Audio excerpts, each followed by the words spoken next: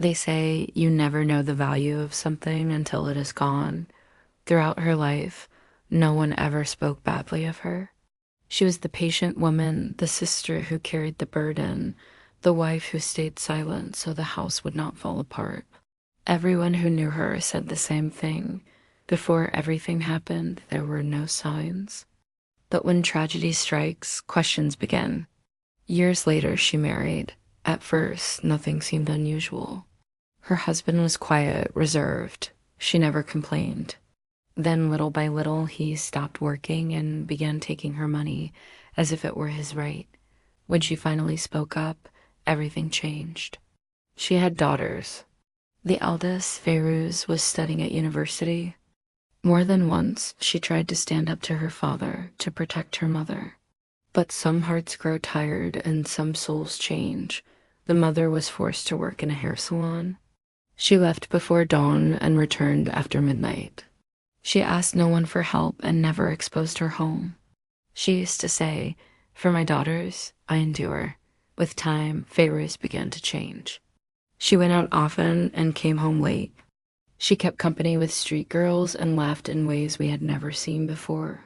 She took photos of her mother in secret, and no one knew why. One night, the mother returned home around 1 in the morning.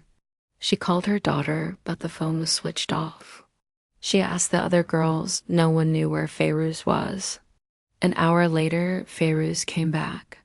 She seemed calm, but her eyes were heavy with exhaustion. In that moment, the mother understood what had never been said. From that day on, she no longer let Feiruz out of her sight. She took her to work, kept her close.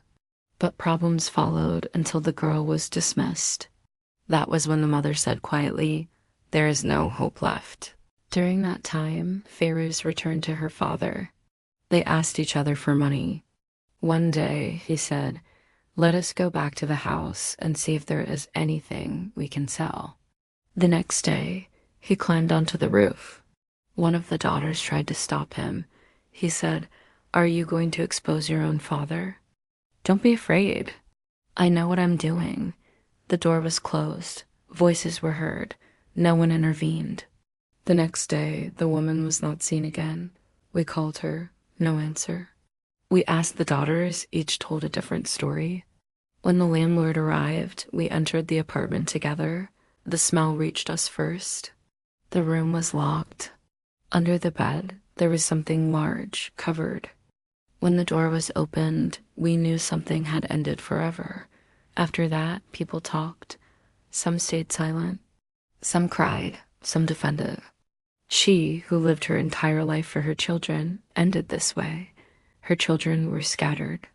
And one question remains unanswered. Was she at fault? Or does long silence kill, even when no one raises a hand?